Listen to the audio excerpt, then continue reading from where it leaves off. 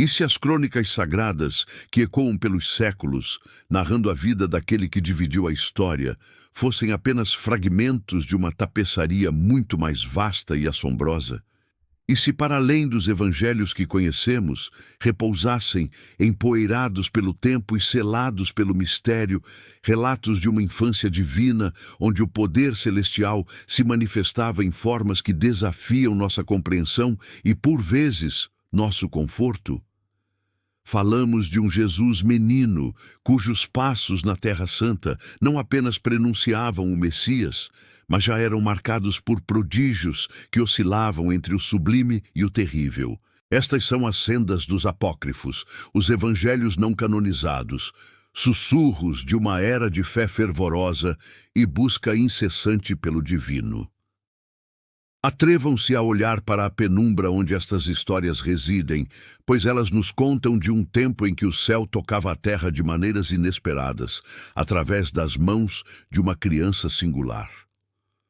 Os séculos que se seguiram à ascensão de Cristo foram um caldeirão efervescente de narrativas. Comunidades cristãs primitivas, espalhadas pelo vasto império e para além de suas fronteiras, ansiavam por detalhes, por preencher as lacunas deixadas pelos textos que viriam a formar o Novo Testamento. Onde esteve Jesus em sua juventude?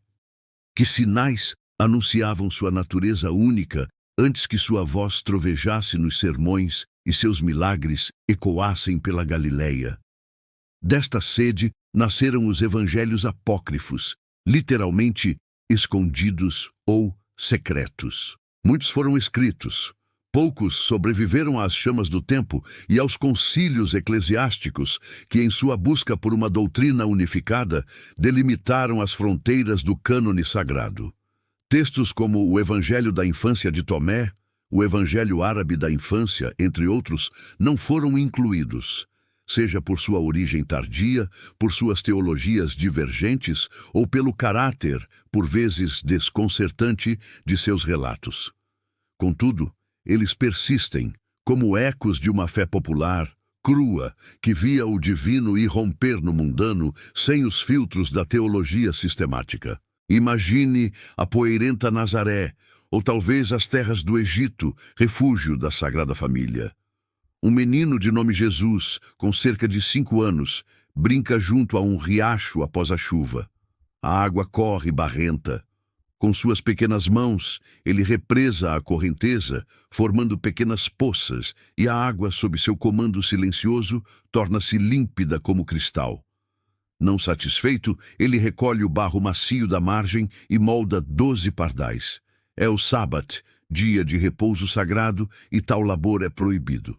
Um passante, um judeu observador da lei, vê a cena e corre a José, o carpinteiro. Teu filho profana o sábado, acusa. José aproxima-se, repreende o menino, mas Jesus, com a autoridade serena que emanava dele mesmo em tenra idade, apenas bate suas palmas e dirige-se às figuras de barro. Voai! E as aves, subitamente imbuídas de vida, alçam voo gorjeando e desaparecem no céu. Os presentes, incluindo os acusadores, testemunham o prodígio e um misto de assombro e temor se espalha. O poder criador, a palavra que dá vida, manifesta-se em um ato lúdico, mas que carrega o selo do indizível. Porém, nem todas as narrativas dos apócrifos pintam um quadro de serenidade e maravilha pueril. O poder que residia no jovem Jesus, segundo esses textos, era uma força primordial, ainda não temperada pela compaixão e sabedoria que marcariam seu ministério adulto. Era um poder que reagia, por vezes, com a impetuosidade de uma criança e a força de um Deus. Conta-se que, em outra ocasião, um menino, filho de Anás, o escriba, por travessura ou inveja, destruiu as poças que Jesus havia criado com tanto esmero, dispersando as águas cristalinas. Uma fúria santa, ou talvez uma indignação infantil, amplificada por um poder descomunal, assomou ao semblante do menino divino. Ele se volta para o outro e profere palavras cortantes. Malvado, ímpio e insensato. Assim como secaste estas águas, secarás tu como uma árvore sem folhas, raiz ou fruto. E no mesmo instante o rapaz definhou, seu corpo tornando-se seco e sem vida. O terror se abate sobre os pais do menino, que o levam a José, lamentando a sina de terem um filho que realizava ou causava tais portentos. Estes relatos perturbadores coexistem com aqueles de cura e criação. Em um episódio narrado com variações, outra criança, correndo apressadamente, esbarra em Jesus.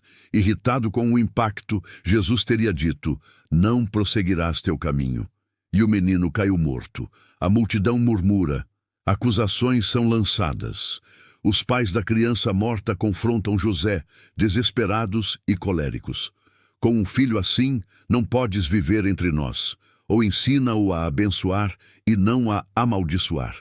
Diante da comoção e das acusações, Jesus aproxima-se do corpo do menino caído, cujo nome era Zenão. Toca-o, ou talvez apenas comande com sua voz: "Zenão, levanta-te e dize-me, fui eu que te derrubei?" O menino ergue-se como de um sono profundo e responde: "Não, Senhor, não foste tu." E os pais de Zenão, vendo o filho restituído à vida, glorificam a Deus e reconhecem o mistério que envolvia o jovem Jesus. Aqui, o poder que fere é também o poder que restaura, numa demonstração da dualidade que tanto intrigava e, por vezes, assustava aqueles que testemunhavam tais feitos. A vida em Nazaré, no lar humilde de um carpinteiro, também era palco para o extraordinário. José, o justo, trabalhava em sua oficina. Certo dia, recebeu a encomenda de um madeiro de dimensões precisas. Ao medir a peça cortada, percebeu com desânimo que era curta demais. O menino Jesus, observando a aflição de seu pai adotivo, aproximou-se. "Não te perturbes", teria dito ele. Pediu a José que segurasse uma extremidade da viga enquanto ele segurava a outra. E então, com um simples puxão, Jesus esticou a madeira como se fosse argila em suas mãos, até que atingisse o comprimento exato requerido. José, maravilhado e temente, abraçou o menino, guardando mais este segredo em seu coração. Este milagre, de natureza mais íntima e prestativa, revela um Jesus que participa das labutas humanas, aliviando o fardo de seu pai com o mesmo poder que comandava os elementos e a própria vida. A sabedoria do menino também desconcertava os mais doutos. Tentaram instruí-lo nas letras e na lei, como era costume. Um mestre chamado Zaqueu, após ouvir falar de sua precocidade, ofereceu-se para ensinar-lhe o alfabeto. Começou pelo Aleph, a primeira letra. Mas Jesus inquiriu: "Dize-me primeiro o que é o Aleph, e então te direi o que é o Beth." O mestre, incapaz de sondar a profundidade da pergunta, ou talvez irritado pela audácia do pequeno aluno, tentou prosseguir. Mas Jesus começou a expor os mistérios ocultos em cada letra, suas formas, seus significados esotéricos, suas conexões com as ordens celestiais.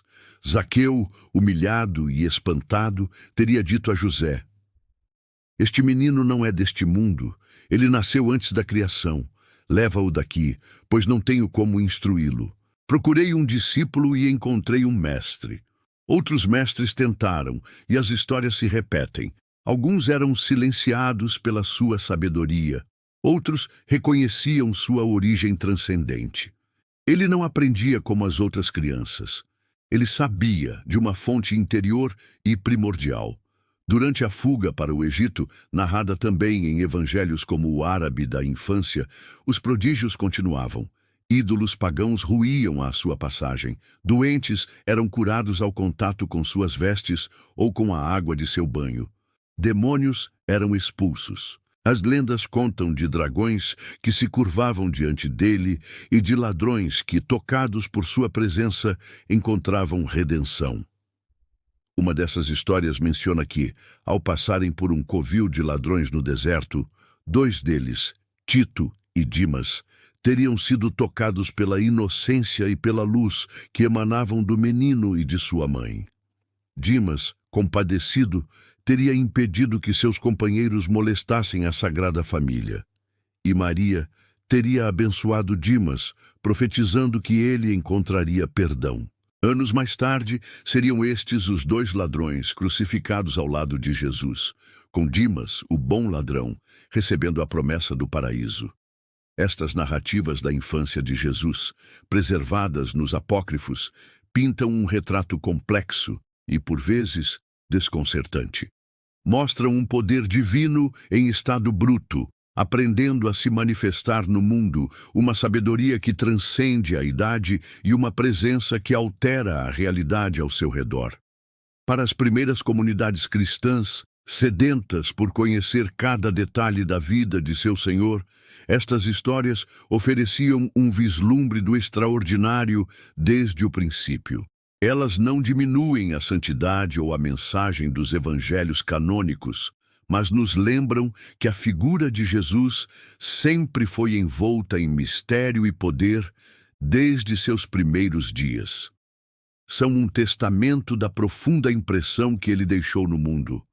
Uma impressão tão vasta que transbordou para além das páginas oficialmente sancionadas, perpetuando-se em sussurros e lendas que ainda hoje nos convidam à reflexão e ao assombro. Elas nos forçam a encarar a natureza do divino não como algo domesticado, mas como um fogo que tanto aquece quanto consome, uma força que cria e, se necessário, desfaz. Os contos da infância de Jesus nos apócrifos são como fragmentos de um sonho antigo, um eco distante da aurora de uma nova era. Não são a história oficial, mas são parte da história da fé, da busca humana pelo sagrado, pelo transcendente que irrompe em nosso meio. Eles nos desafiam a expandir nossa visão, a contemplar o mistério que reside para além do conhecido e a reconhecer que a divindade, quando toca o humano, pode fazê-lo de formas que nos surpreendem, nos encantam e, por vezes, nos perturbam profundamente, lembrando-nos da vastidão daquilo que não compreendemos. As escrituras secretas da infância de Jesus nos abrem portais para um entendimento mais profundo, não apenas de uma figura histórica, mas da própria natureza do mistério que nos cerca. Cada história, cada milagre esquecido é um convite a olhar além do véu. Se a sua alma anseia por desvendar mais destes enigmas sagrados, por mergulhar nas profundezas do conhecimento ancestral e fortalecer sua conexão com o divino de maneiras que transformam, então você encontrou o seu refúgio. Inscreva-se agora em nosso canal, ative o sino das revelações para não perder nenhuma expedição aos territórios esquecidos da fé. Compartilhe esta mensagem com outros peregrinos da verdade, aqueles cujos corações ardem pela sabedoria oculta, e manifeste nos comentários qual destas narrativas ancestrais mais ressoou com o seu espírito. Que mistérios você anseia desvendar em nossa próxima jornada? Sua voz é uma centelha na fogueira do conhecimento. Junte-se a nós e continuemos a explorar juntos.